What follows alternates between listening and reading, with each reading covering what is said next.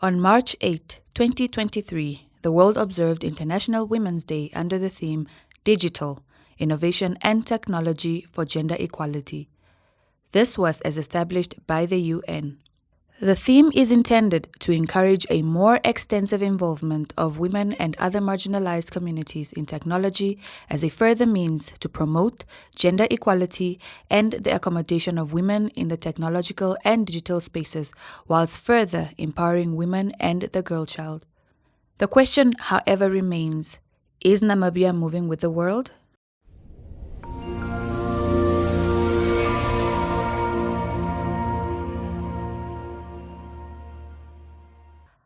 Ask the Experts spoke to Miriam Sem and Elserin Katiti, who are both notable women and key players in the areas of marginalized communities, minorities, and gender inclusivity. My name is Asante Katiti. I actually define myself as a policy advisor. I serve as the personal assistant to the Deputy Minister for Marginalized Communities within the presidency. So my role is research, it's policy advice, it's advice on especially communities that we have classified in Namibia as marginalized, which are the San, the Ovatwe, and the Ovachimba people. Actually, the theme on digital innovation is long coming. I'm actually glad that finally they have made it a theme for the International Women's Day. But it's technically coming up with solutions within the digital space, within whether that is online, whether that is infrastructure development, whether that is the development of applications, software that is gender inclusive. Because according to a variety of research, especially the scarce research that we even have on the African continent, we don't have a lot of women that are within these spaces, and the spaces are still male dominated. So I think that is my little broad understanding of the particular theme.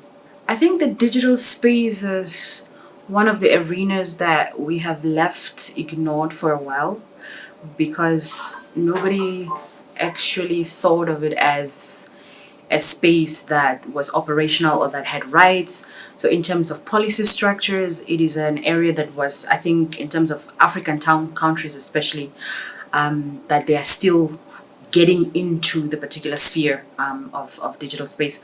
But I think because of that slack, I think in terms of technology or in terms of policies, even when things such as social media platforms came up, nobody necessarily knew how to regulate them. And these are particular areas that we are still struggling in terms of regulation. And I think because of the lack of regulation, we have a greater element of rights that are not necessarily being protected within those spaces. We have also experienced things such as cyberbullying. We've experienced things such as the exploitation of children on online platforms. And since it's gender structured, especially a lot of exploitation happens with young girls as well. I know that in 2022, with UNICEF and other stakeholders, the Ministry of Gender had launched the online bullying research, especially focusing on young girls as well. And that research, of course, is then supposed to help in terms of policy development and how certain things can be included within the Child Protection Act. Because I think a lot of our acts that we also have that is gender related is very exclusionary when it comes to issues of the digital space. So not necessarily that women, so that is practically the reason why some women still experience a lack of protection within those particular spaces. Of course, you could still report, and then you could try and find the laws that you could extract from. Was it in terms of exploitation? Was it in terms of, what is this thing?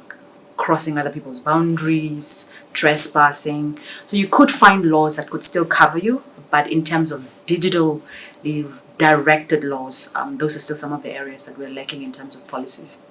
Since we're in the Namibian context, defines marginalized people. We're currently migrating to indigenous minorities in terms of terminology, but currently what we know as marginalized people are the San, the Ovatwe, and the Ovachimba communities. These are a group of people that were economically and socioeconomically disadvantaged by the pre-apartheid and post-apartheid systems.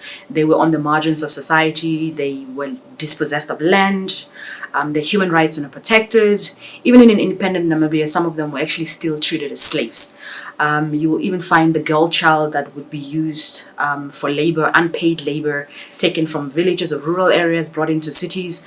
So these are the communities within the Namibian context that is defined as marginalized. And of course, within that definition, we still have women who are marginalized. And within the marginalized umbrella, women also fall as the most marginalized, women and the girl child. So definitely they can and they are classified as marginalized groups in this country.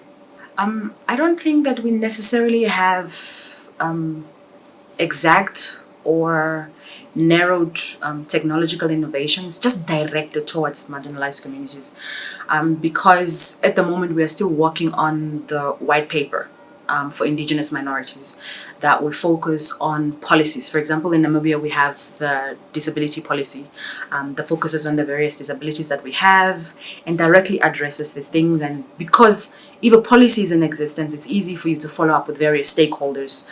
For example, are you practicing affirmative employment? For example, in your HR policies, are you inclusive of protecting the rights of individuals?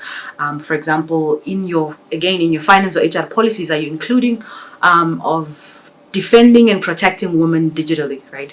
Maybe in terms of the recordings that are made at work or colleagues that maybe spread other people's private information. So we don't have, that would be the inclusion and why we need to have policies, because policies allows us to follow up. Policies allows us to monitor. Policies allow us to measure even the growth of the programs that we have in place, the growth or the redundancy of policies and the laws that are in place. Currently, we don't necessarily have something that is genuinely and digitally focused towards marginalized communities. And I mean, it would be a great innovation to actually come up with. My name is Miriam Sim. I'm the National Coordinator of the Namibian Association of Definitely Able to Women. I'm currently in the office of the Namibian Association, the NADAO, and our role in the missions is to upgrade or lobby and advocacy on women issues pertaining to their rights, pertaining to the domestic violence we're facing, pertaining to the challenges we have that we face with families. That is what we are standing for as the organization, to address our issues and voices up there to the community, and also to let our voices be heard. My thought, the International Day, my thoughts for this, and also looking at a highlight of the day, is that digital innovation, it's actually a technology. This is actually giving opportunity for women up there to enhance themselves with technology. It's also an opportunity for women to get to know or involve themselves in technology systems, and also for them to familiarize themselves when it comes to hacking on our system. Especially, we are now so modern with these cell phones and these Facebooks and the TikToks and all of this. How do you prevent yourself in hacking, and how do you also prevent yourself being all your portfolios to be used internationally by other people? That is the biggest crime that is currently on the run. And how do you protect your personal information from the social media or from the digital website that we are currently using as our cell phones? And also for the kids, there's also a program for the kids that are using their phones that are also modernized now. But how do kids also use the technology so that they do not expose too many of their personal lives? Is because that is now becoming the thing that kids are now abusing also the system in bullying each other in schools, and also making it as a fun game, but which is not really, it's also tarnishing another one's image and also self-esteem.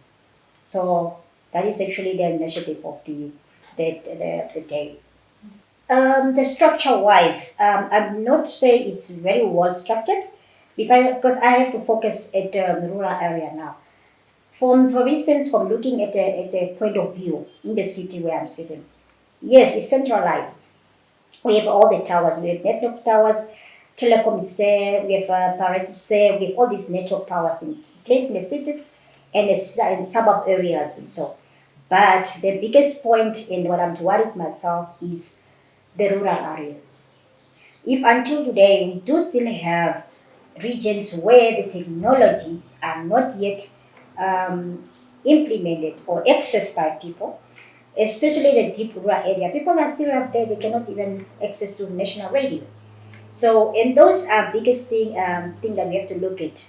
So the towers need to be centralized as far as regional or rural remote areas where people can access. NBC, if we are talking about the NBC radio, towers are not yet centralized in all part of the country. We're not only talking about regions such as Oshakati or so. We're talking about the rural remote area. If the remote area can also be centralized with technology, then I think we are talking about technology centralized. Marginalized communities. Those marginalized communities are women or first people that are being deprived from the social economical development. We are talking about people that are facing double discriminations on or double barriers on social, economical, political diversities, and also people that are being not even access to educations or access to express of freedom of speech. And these people are more or less more being controlled or being governed by the focus of the cultural norms. There are people that are really cultures that are really believing that cultural barriers are the most efficient to them, and it hamper those community members to express or to be involved in the mainstreaming of the education, especially when I have to look at a bit of the San. The San community people are the most people that have been really, really, really marginalized in all. Because these people have the lifestyle of staying in the bush, and you do not see them in schools. It's only now that our government have taken up initiative in bringing them to in mainstreaming schools, also providing with shelters to come out to be in certain near to the communities. But it's the most marginalized group that I can say because of their culture that have been hampering them in in social economic of the country. On the girl child, the girl child, of course, the girl child, women and the girl child is part of that because if I'm looking at the girl child, they are mostly in the range of traffickings. If I talk about women are high risk on the women trafficking, we are in high risk of women child abuse. We are also high risking in a diversity of being passionate killing. And when it comes to the children, we are not safe. The world government is not safe anymore. If a child can be raped by his own biological father, we are talking about what? So the economy and the what we are living now is diverting to a different angle that children and women and children are no more safe in their own community or even with their own biological fathers. The marginalized, the disability, people with disabilities are also coming from the marginalized group because if I'm looking at where we come from, we are double, we are actually not marginalized, but we are discriminated. We are coming from the background where we have been discriminated and been neglected and also being rejected. Those are the area where we are in and facing. And I think with this technology innovation, it will be very, very, very, very, it will be benefiting us because women with disabilities have not really exposed themselves to technology. Technology that we have been fighting on was only to make accessibilities. Making accessibility, make sure that the ramps of the lifts are having sound systems for accessibility friendly. And also, we have been only looking at accessibility to make it technology friendly, but we did not look innovative in accessibility on people's abilities. When I have to look at, currently we are looking at now the visual impaired to they are using braille. But innovatively, we also can look into how, from the braille system, what other system can they to use in the technology. If we're looking at the newspapers are all in black and white. What other ideas can be innovated for from black and white to technology or digital technology? So those are the areas that we have to look at now when we are moving into technology, and then we want to include people with disabilities and how they can access information in technology. So we have to sit and look at all those angles. When we also looking at the other area that I was also very bit concerned is the our constitution. Yes, it's now in braille. The it's put in braille, but are we also now looking into taking it in technology system where it is been in the software where a person can access it? We also have to look at the policies of our country. They are not braille, but they are being on black and white printed. But now we have to look at the technology. Which system are going to use now? Technology innovation. So I think if we have to talk about a person from the rural area to read a constitution, we should also looking into in looking into disability that a person has. We also have to meet with the innovation of technology to include them in the mainstreaming of innovation and technology system that we are now on the continent of the UN. So I think we will be lobbying more, and we have to lobby more.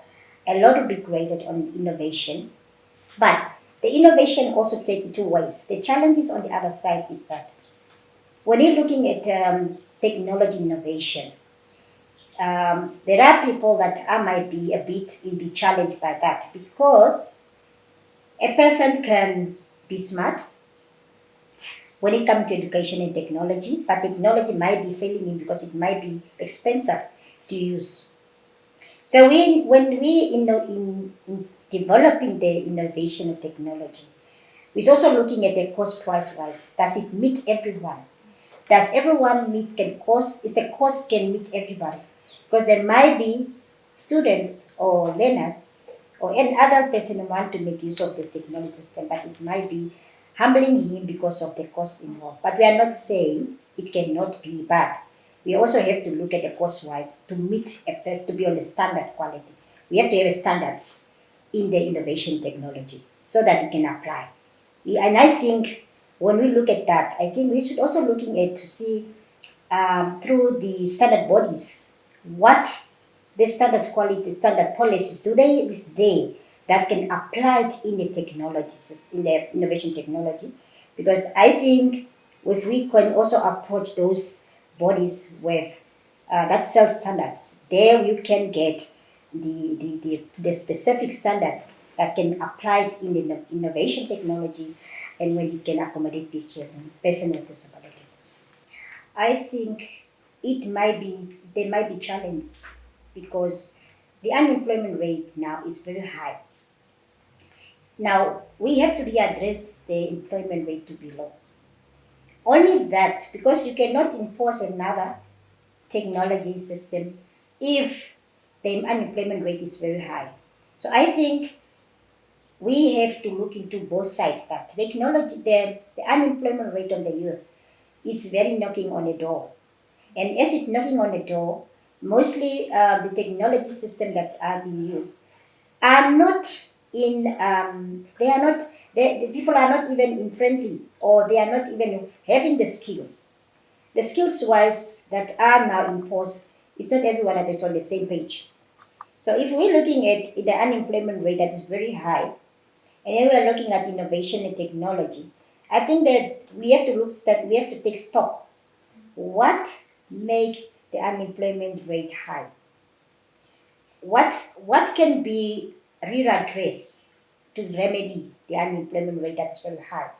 Because only that we can understand, is it the technology that is challenging or is it the lacking of skills that is handling? But I think the technology is also not centralized much when it comes to rural areas. Because I think in the rural areas is where you have a lot of students or learners that are not really friendly with technology. If we come to the grassroots level of schools in the north, if we have to take stock, how many schools in the northern part of the rural area have computer system within the school that have computer subjects? Those are only coming in the cities. So when do we have a subject for learner in the rural area that have really access to computer as a career in school? Or when do we have structures in schools or in the regions that speak to technology? So the unemployment rate can also cause there, because a learner that have a school in the city and a learner that can be firstly involved or enrolled in Polytech, but a learner that have come from the rural, have passed and now come to technology, there is a challenge.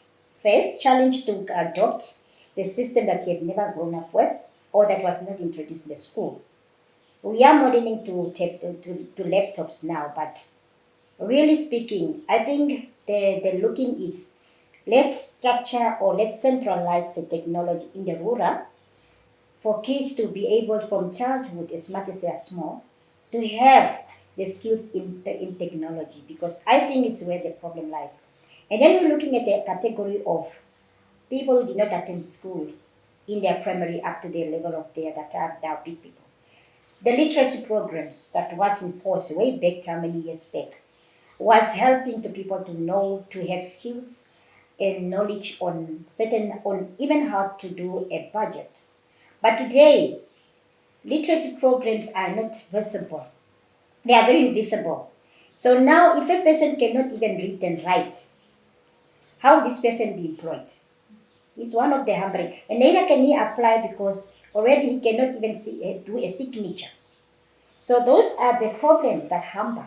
And the unemployment rate will be high because this person is either looking to be employed as a domestic worker or as a cattle handler.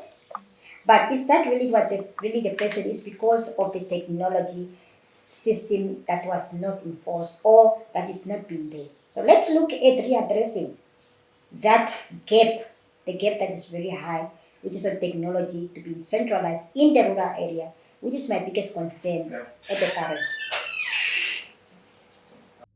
The team further sought to hear the opinions of women from one of the communities that are not only considered to be amongst the most culturally preserved, but also one of the most marginalized, the Ovahimba. The findings were almost shocking.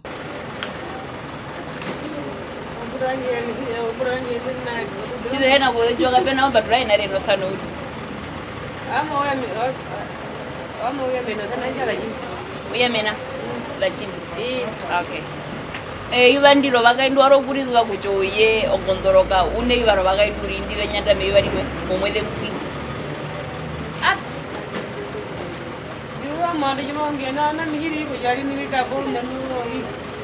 oujave konyande ivando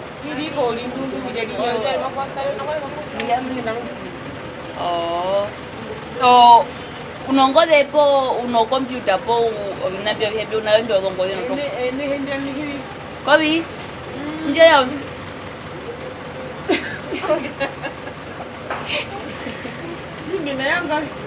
unayongoze okujo tungovi wetu o internet awaro kuizu vanu ndo tungovi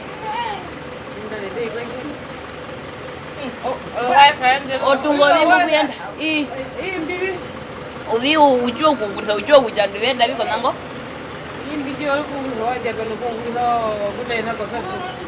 Facebook and WhatsApp no YouTube mori pura kujavi otungovi tunonjevero no vakaindu o vecheverwa nao kutungovi ko Facebook and no YouTube akutarira po kujavi veda no misa kavitswa na wana wale ndi wata kan no ndi mwana ngumake ima hubu kamwe kavechero ni kuchina ndina mama o vandu mbavo ulema mori pura kujavi o vetizwa vichimuna chimo kopona nuna muno mori pura kujavi vetizwa ombangu peno bangu mwingo mpetizwa vandu again mbavo ulema vehe ulisi beno ulema Maji to kawan. Demo wetu ando ana wamba mo ka wetu ana. On demo wetu we tumban bo ngado njiro temba. Umo mo ngado temba. Makina ja ngiru ko. Ko hiyo de muno ko jamu to anu ba muno hewa ndo wetu ana. Mara wina ko nganda? Ana ko tunene me ko inja mzimo. Kurga waje ngiru kidaba. Tiwa? Let Papa. Njama. Let Papa njao. Unombra ngapi? Jamu. Murongo na movie? 19. Achore. Iya. Waro kuzo hungana yibadi kutavi oye une yibaro bakainu. Ebiba uri kutavi obakainu rinjibede kurwa jibe nyatwa kutavi. Okuya nyota ngiro uri kutavi kiri tuno bakainu moye waro kurizo yibando. Kuzuana. Yalo. Ako meko njero kutale. O ungurizo ongode po ungurizo wina mbi kujo ongode do computer unajima junguriza kona jina junguriza nye waro kulu hungano no tungovi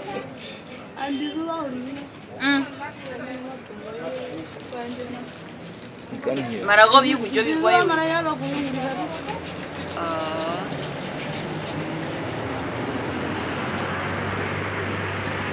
Obandunu chimuna beno ulemana mochiwana cheng chimuna ngatuchevi owakarure ndizekiti muno mojomi okay chimuna jwazire kopona obandumba mutumbeno ulemana ondumbo vetizwa vimo mochiwana vetizwa chimuno bandumba ulembena ulema po vetizwa ombangu katiti na peno ombangu pokati kwa ndumbo vetizwa na okapita ko mulungu mama matuperende vechitwavi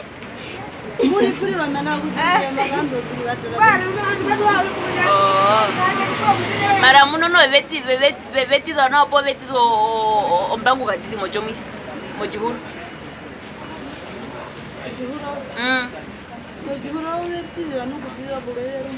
vetizo rapo rumuri mara ko puo ko nganda ko puo vetido no vetido chuna vetido muno bo kale dinga jine jetira muno wina ko puo ku jinde jira maje ya bo muno jimona mazira kamu. Regardless of what seems like loose ends that still need tying, hope in the extension of digital and technological development with the inclusion of minor and marginalized communities, as well as equal representation of gender, still remains. If handled with sufficient consideration, it would improve national and communal structures, digital rights, safety, and the overall digital inclusion of Namibian citizens as a whole. Special considerations may, however, need to be made in the process. These include accessibility, cost, and digital literacy. You know, one should first of all understand and acknowledge the realities and the struggles that young people are facing in Namibia. And I think not just in Namibia, but I think on the continent. So I think the first step for us to do is acknowledge that Africa has the largest demographic of young people on the continent. And for that reason, of course, Africa will be used, I think, as the future workforce, as the future economic active people. But the reality on the ground at the moment is that we do find majority of young people, even graduates, who are unemployed. And despite the fact that challenges do exist, I really want to bring us to the attention of also speaking in terms of changing narratives.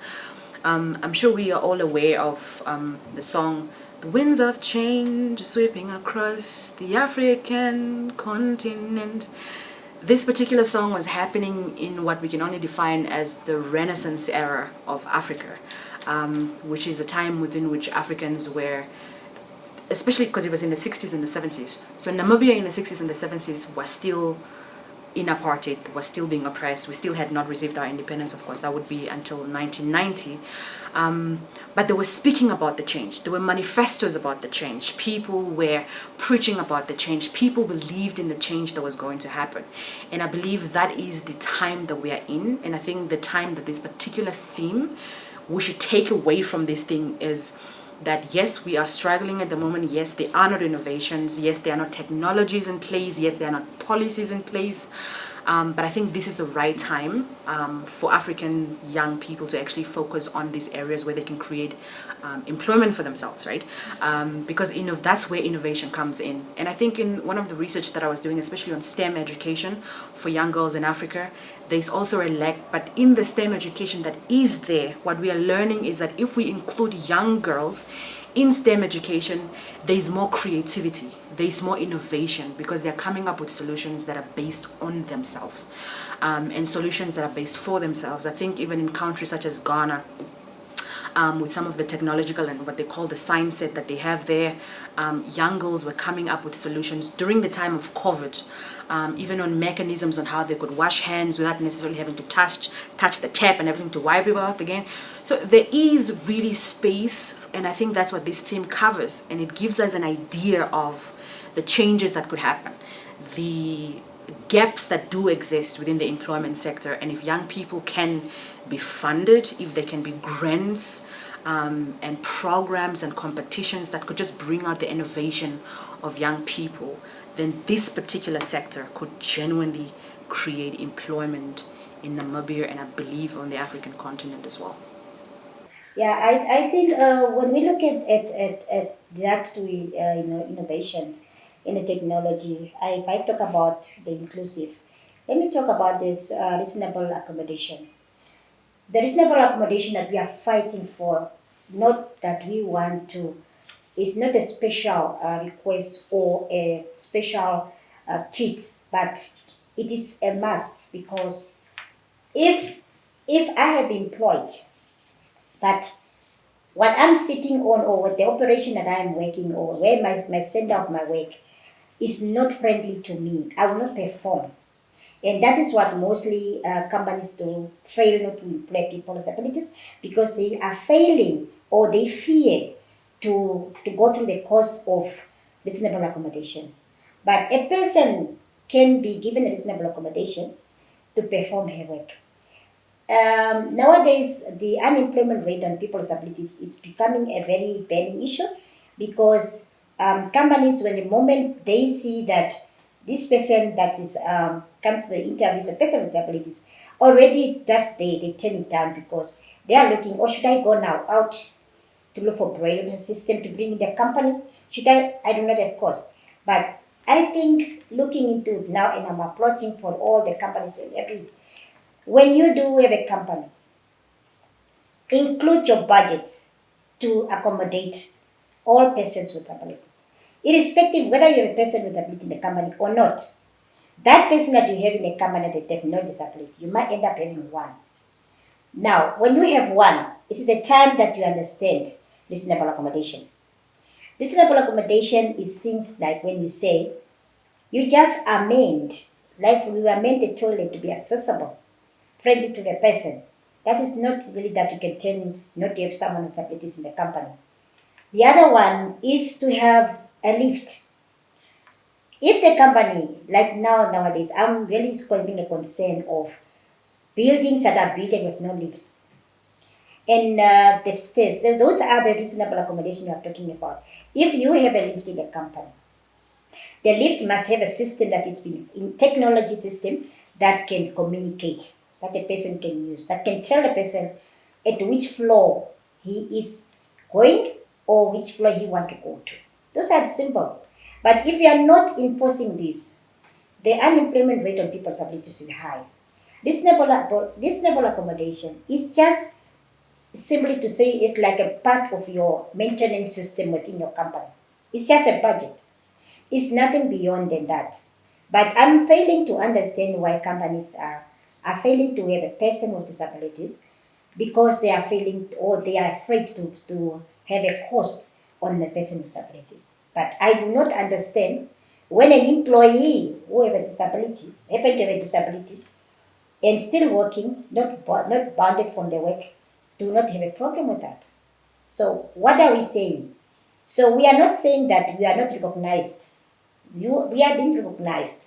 But it's just that when it comes to employment, people are being turned down just because of your disability. But let the disability not become the weapon for me to deny me to not to have to be employed. A disability is something that either born with or an accident that occurred or a disease that affect. And the same person, I always allow to say, you might be denied now, but tomorrow it's you. This is the time that you come to understand the environment of a disability, expertise. And the other one is when it comes to children with disabilities in schools, I'm very concerned. We have our schools, primary schools and secondary schools, but still today we have still children that are not having schools that are not friendly, disability friendly. They are not disability friendly. And then we are talking about inclusive education, mainstreaming. We have enforced the mainstreaming in school. Of course, inclusive education, yes. But did we revisit all the schools and restructure them in order to speak about inclusive education and mainstreaming? Did we? That is not what is happening at the current stage. Because most of the schools are not friendly, neither do they are mostly have stairs, and then you are talking about inclusive education. Now, this poor child should be carried by another learner. This is a high risk that you're already putting on a child. If a child has a disability to be carried by another child, what are you expecting? In the capital city where we are, there is a school that the child is being carried by another learner to go on the second floor of a class. I am requesting that in schools, principals, Ministry of Education, look at this to readdress reasonable accommodation and mainstreaming education. If you have a learner, if the school have a mainstreaming, and there's upstairs and downstairs classes, the classes should be that the child should be able to have friendliness to the classes where you can lower them to bring them at a grand level where the child can attend to the school. In the mainstreaming schools is that their schools or classes are more or less not a lot, but they are put at one. But why don't you make sure that all the schools, especially, are disability friendly? And we are not only talking about disability friendly in entering the school. We are talking about disability friendly in the toilets and in access to the classes. That is a very high risk when it comes to kids. When it comes to middle class people, let me for instance say, now I have to look at person with a disability, but then this person is now owning a house. That's another problem. Innovation, technology. I'm approaching that the houses system or policies being readdressed. To readdress that reasonable accommodation are enforced in the policies when in the architect to enforce them so that houses can be built, reasonable accommodation to accommodate the person. I might be acquiring to have a house, but I have to amend this by myself and adopt myself to be able to use this house. But when a developer had built this house, this should be already been forced so that reasonable accommodation is applied. And then when you're looking at other force of employment, still when we're coming to rural now, the rural area have buildings that are not even disability friendly. Then these buildings are making it so difficult for a person, whether it's a wheelchair user, whether it's a person visually impaired. There are those areas that you just don't find it friendly to a person, or the person have to get service as a public service place, a public service building, but still the service cannot be provided equally enough to a person because accessibility is the problem. So those are my main concerns in the area of when it comes to unemployment and accessibility, and in the reasons of when it comes to technology in the schools or in social economic development activities.